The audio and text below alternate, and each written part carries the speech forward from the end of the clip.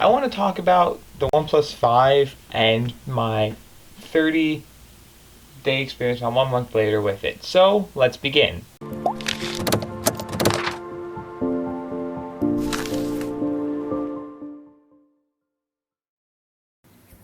Hey there, make sure to hit that subscribe button if it is red so you can be subscribed to my channel.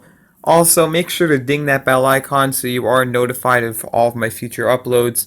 And let's get on with the video. So far, this is, I have to say, because I have owned the Samsung Galaxy S4 and the HTC Thunderbolt.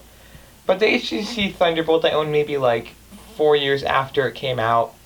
And the Samsung Galaxy S4 I owned 2 years after it came out when, it was still like, I would consider great at the time, but I owned it when the Note 5, when my friend got his Note 5, so he gave me his S4.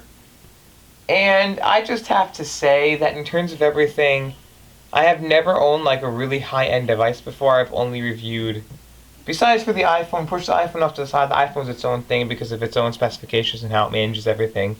But I really haven't owned like an extremely high-end device before in terms of Android. And to me, that's just a big thing. So, I've gone over the looks before. It has just a whole, as you can see, a big fingerprinty screen. Has some, down here, some capacitive buttons. The menu, back button, you can also swap these, in the home button. And then on top it has 2 sensors. One's like a pocket sensor. This is an LED light. An 8 megapixel camera, I think, or 16, something to that sort. I'm not specifically sure, but it shoots well.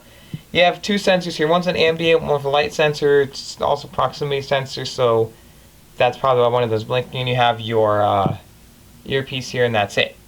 Now, you have your slider button. I have never seen a single person report on this correctly. So with your slider button here, I do want to report on this very, very well. So this slider button has 3 modes. So there's ring, do not disturb, or ring, do not disturb, and silent.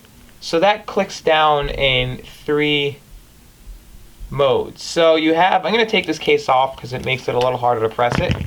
So you do have your 3 modes. You have your ring, silent, do not disturb, and silent. So the ring mode literally means everything. Do not disturb is just however you set it up.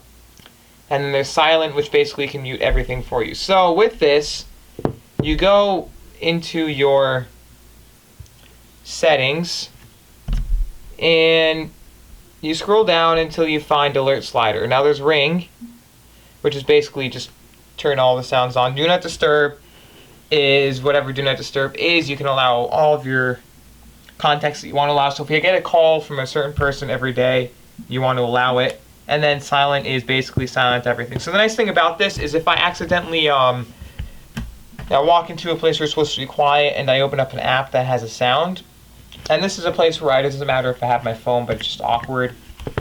Literally, I just go like this. I go like this, and now my device is completely muted, besides for vibrations, which is nice.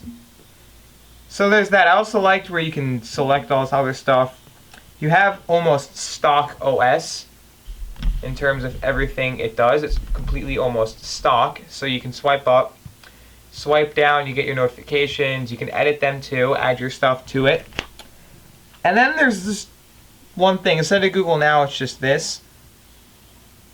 You can show all of your data used. You can add a memo. I never knew how to customize it. We're using all the apps you use most recently and all that. And then this just started. This top bar is a little separate from the bottom bar, so there is that one line. And just in terms of everything here, I like it. The only problem for me is, okay, shut up notifications, this thing. The only problem for me is down here on the bottom, there is a speaker, if you can see it. So there is that speaker. It's crap. Let me show you why. I will load up Spotify. I will load up Fade by Alan Walker.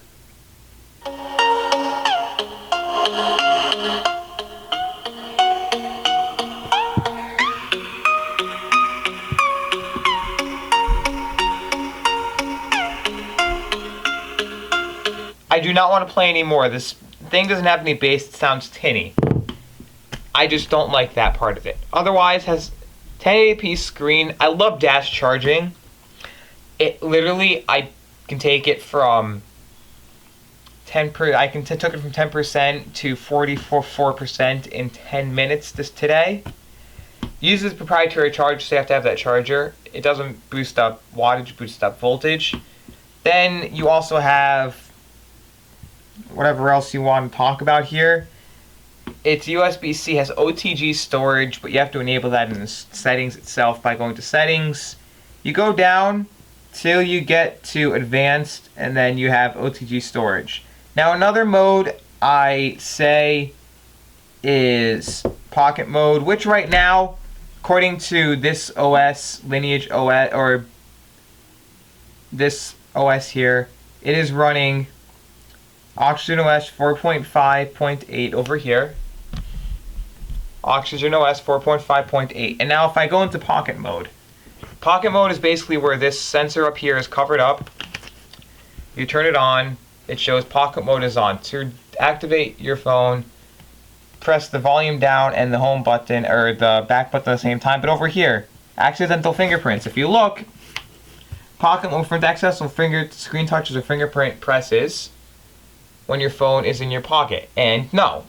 Now the other thing I like is Bluetooth codecs you can change. There's a lot of stuff I like about this device. The dual cameras can be enhanced a little bit. The storage is awesome. It's a lot of stuff that are awesome. Now it gets all my notifications, as you can see. There's everything. App opens up in a literally. Fingerprint is faster than the S8, than the iPhone 7. I can open Twitch. I can open up Showbox. I can open up YouTube. It's just awesome. Everything about this is awesome. I recommend, if you have about $500 to spare, sorry about hitting the table here, please, please, please get one. It is awesome. And just like that, as always, I also recommend the case. Please, if that subscribe button is red, it'll help me out if you hit that subscribe button, punch the bell icon in the face, punch that like button in the in the face, and just as always, enjoy the rest of your day.